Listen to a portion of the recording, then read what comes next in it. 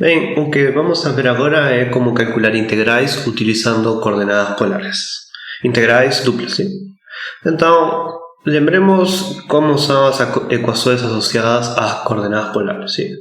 Vamos supor que temos um ponto com coordenadas cartesianas x, y, tais que se escribe en coordenadas polares como eje θ o en y.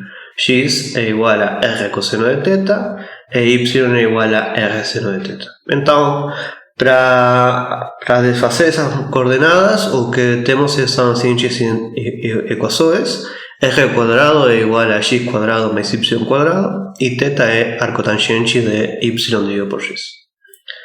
Então, ¿por qué utilizar coordenadas polares para calcular integrais duplas? Então, a questão é a seguinte, que às vezes é mais fácil representar regiões do plano em coordenadas polares que em coordenadas cartesianas. Então, por exemplo, o disco D, que são os pontos do plano, o ponto do plano que verifica x cuadrado mais y cuadrado é menor ou igual que 1, como região tipo 1 a podemos escrever da seguinte forma. Então aqui temos como escrever ela como uma região tipo 1. Então lembrem, uma região tipo 1 é uma região onde a x varia entre duas constantes e o y varia entre duas funções de x, sim? Então isso vai ser uma função e isso vai ser outra função, sim? Então meio círculo é o gráfico de uma função e outro meio círculo é o gráfico da outra função.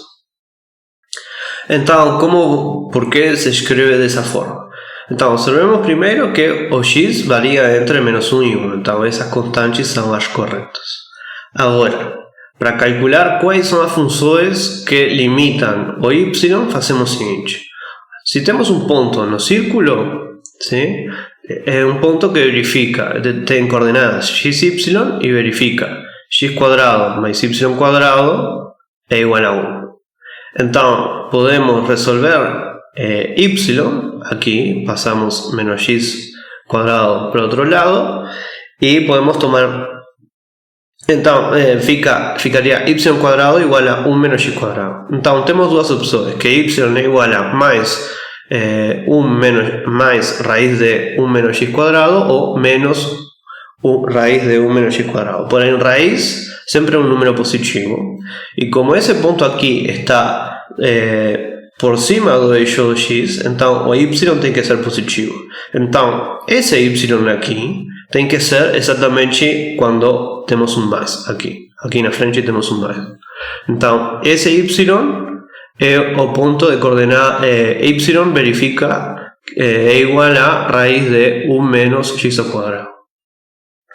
Então, o y tem que ser sempre menor ou igual que raiz de 1 menos x ao quadrado, sim? Então essa é a cota superior para o y. Agora, por baixo, se temos um ponto na circunferência, então verifica de novo a equação x cuadrado mais y cuadrado igual a 1. Então y tem que ser, lembrem que é a mesma equação que está aqui em cima, sim? A mesma resolução, porém o y está abaixo do eixo de x, então o y é um número negativo, então esse y é menos raiz de 1 menos x ao quadrado.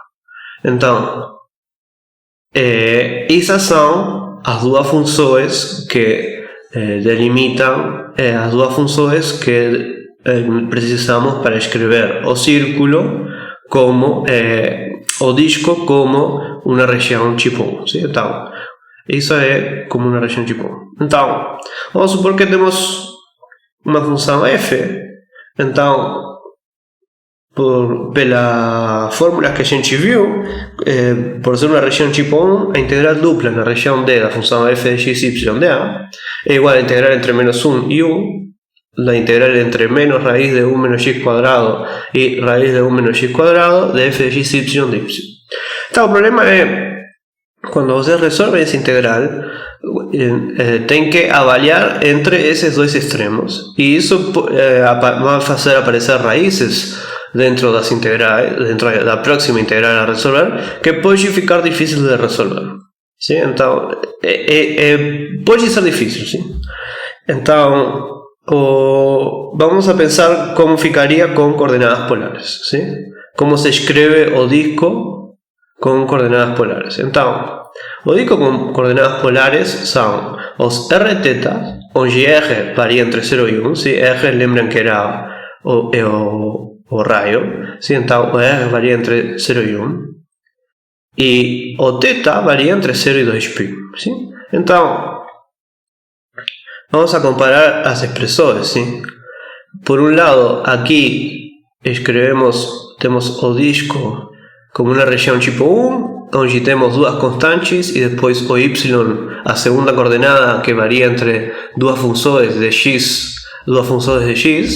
Porém, aqui temos duas variáveis, mas as duas variáveis variam entre duas constantes. Então, naturalmente, isso já é uma expressão muito mais simples que a expressão do disco como região tipo 1. Então, de fato, é uma expressão como a de um retângulo em coordenadas cartesianas. ¿Sí? Lembram, os retângulos eram quando tínhamos quatro constantes. ¿Sí? Então, de fato, a gente chama um retângulo polar aos conjuntos da forma r-θ, onde o r varia entre duas constantes a e b, e θ varia entre duas constantes alfa e beta. ¿Sí? Então, a, b, alfa e beta são constantes. Então, o que são os retângulos polares? São conjuntos dessa forma. ¿Sí? Aqui temos um desenho. Então, estamos pedindo que o r varie entre a e b. Então, tomamos o círculo de raio A, tomamos o círculo de raio B, e nosso conjunto vai ficar contido no anel, nesse anel que fica aqui. E depois o alfa e beta determinam o ângulo. ¿Sí? Então, se o θ varia entre alfa e beta, e vamos supor que esse alfa e esse ângulo aqui é beta, então nosso conjunto vai ser esse retângulo polar aqui. Bem, então, se alfa é igual a 0 e beta é igual a 2π, e A é um número positivo, a gente obtém um anel. ¿Sí? Bem, então, como fazemos para calcular integrais em coordenadas polares? Então, para isso temos a seguinte fórmula. Seja R um retângulo polar com constantes A, B, alfa e beta. Então, e f é uma função que está definida no retângulo polar e toma valores em R. Então, a integral dupla na região R, no retângulo polar, da função f de x, y de A, é igual a integral entre alfa e beta, da integral entre A e B, de f, R cosseno de θ, R seno de θ, vezes R dr de θ. Então, é muito importante esse R aqui, ¿sí? Então, observem que onde tínhamos x, então antes de entrar no R, observem o que estamos fazendo. Onde diz x, a f sempre avaliamos em x, porém onde diz x vamos trocar por R cosseno de θ, onde diz y a gente troca por R seno de θ. O que é interessante é que aparece um R multiplicando aqui, dentro da integral. ¿Sí? E por quê? Bom, o R é um fator muito importante e vamos saber por quê. Então, a questão é a seguinte: fazer mudança de coordenadas polares a coordenadas cartesianas distorciona o conceito de área. ¿Sí? Então, o distorsionar o conceito de área é um problema típico. Está muito relacionado, por exemplo, a representar, por exemplo, os típicos problemas dos mapas, ¿sí? Que um mapa não sempre você perde conceito de área, ¿sí? Por exemplo, o clássico problema dos mapas que fazem que que Europa seja muito grande quando na verdade não é. ¿Sí? Então, isso é uma questão matemática que está por trás de todo o negócio. E a questão é que as coordenadas polares distorcionam a área. ¿Sí? Então, a mudança de coordenada distorciona a área. Então, não vou fazer a conta de onde aparece o R. ¿Sí? Eu acho que no livro está a conta e aparece o R, porém o que eu vou explicar é por que aparece o R com um exemplo. ¿Sí? Então, vamos a supor que não tivéssemos o fator de R. ¿Sí? Vamos a supor que a fórmula fosse a integral dupla de uma função integral entre alfa y beta, integral entre a y b, de f, r coseno de teta, r seno de teta, dr de teta. Vamos a esquecer desse r dentro da integral. E vamos a ver que, de fato, há um erro. Então, como fazer isso? Bom, vamos fazer com um exemplo. E vamos supor que não temos o fator r dentro da integral e que f é a função constante igual a 1. Então, pelo que a gente viu na lição anterior, eu acho, a integral dupla na região R da função constante 1 de A é a área do retângulo polar. Sim? Então, pela fórmula, teríamos que a área do retângulo polar seria igual a integral entre A e B, alfa e beta, da integral entre A e B, de 1 de R de teta. Sim? Então, vamos a calcular isso. A integral de dentro é a primitiva de 1, é R. Então fica R avaliado entre A e B, ou seja, o comprimento do intervalo, que é B menos A, e isso não depende da constante θ, então sai para fora e fica a integral de 1 de θ, que de novo é o comprimento do intervalo. Então a área do retângulo polar, se não tivéssemos o R aqui dentro, sim, ficaria beta menos alfa vezes B menos A. Então, a área de um retângulo polar a calcularíamos como a área de um retângulo regular. Porém, pensemos no seguinte exemplo. Sim? Então, se a gente não coloca um R aqui dentro, a área de um retângulo polar calculamos do mesmo jeito que a área de um retângulo regular. Sim? Então, pensemos no seguinte exemplo. Que é esse exemplo aqui. Então, temos dois retângulos polares, sim? Esse é um retângulo polar, R1, e esse é outro retângulo polar. Então, a área do primeiro retângulo... Então, aqui, para o primeiro retângulo polar, A é igual a 1 meio, B é igual a 1. Para o segundo retângulo polar, A é 3 meios e B é igual a 2. E o alfa é 0 para os dois e π sobre 2 e beta é π sobre 2 também para os dois. Então, a área do primeiro retângulo polar é beta menos alfa, que é π sobre 2, vezes B menos A, que é 1 menos 1 meio, ou seja, 1 meio. Para o segundo retângulo polar, a área seria beta menos alfa, que é o mesmo, π sobre 2, por B menos A, que isso é 2 menos 3 meios, então é 1 meio. Então, os dois têm o mesmo valor, ou seja, a área do primeiro retângulo polar é o mesmo que a área do segundo retângulo polar, que visivelmente não é verdade. A área do segundo retângulo polar é maior que a área do primeiro retângulo polar. Então, o que quer dizer isso? Bom, que essas contas estão erradas, portanto, essa conta aqui está errada, sim, isso está errado. Ou seja, está faltando algo que ajuste a distorção de área que produz a mudança de coordenadas. E esse fator de distorção de área que produz a mudança de coordenadas é esse R que aparece aqui multiplicando. Então, não podem esquecer nunca desse R aqui dentro. Bem, isto não prova que é de fato R, porém prova que algo está errado, sim? Então, o fator R na integral corrige a distorção de área da mudança. Então, vamos a ver um exemplo, que é o seguinte. Vamos supor que temos a função f de xy igual a 5x² mais 5y², e D é a região dos pontos no plano, onde x² mais y² é menor ou igual que 2. X tem que ser positivo e y tem que ser positivo. Então, como sempre, eu recomendo a vocês pausar o vídeo agora e tentar resolver isto utilizando o sistema de coordenadas, a mudança de coordenadas polares. Eu vou supor que vocês fizeram isso e vou continuar resolvendo o exercício. Então, observemos que então, vamos a escrever D em coordenadas polares, ¿sí? Então, D que são os xy no plano, onde x² mais y² é menor ou igual que 2. ¿Sí? Isto é só essa condição aqui, isso nos diz que são os pontos que pertencem ao disco centrado na origem de raio raiz de 2, ¿sí? E essa condição aqui, x positivo, é que está por cima do eixo, à direita do eixo do y, E y positivo quer dizer que está por cima do eixo do x. Então é o semicírculo, não tenho desenho aqui, é o semicírculo no quadrante superior de raio raiz de 2, sim? Então o semicírculo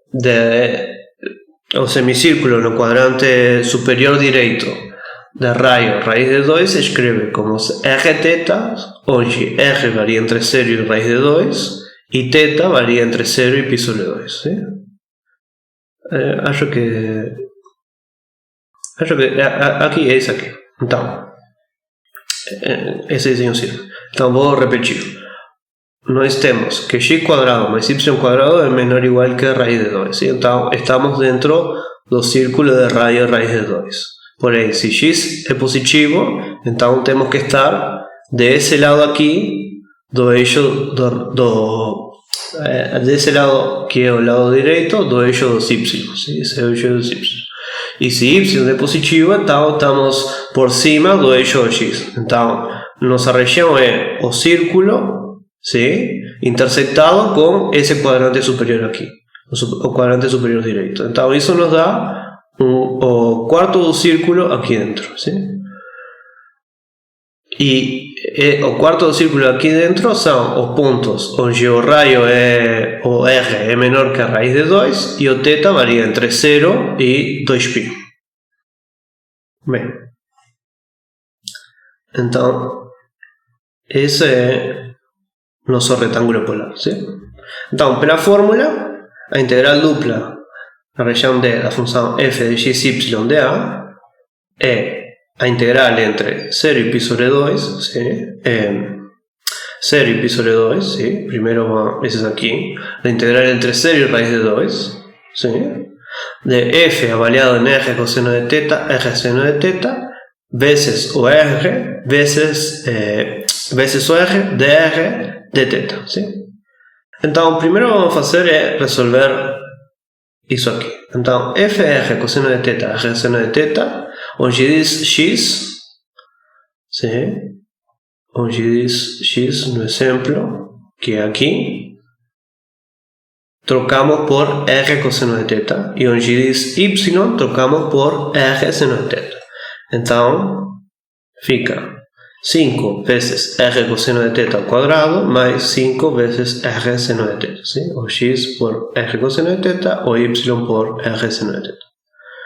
Então a gente resolve isso aí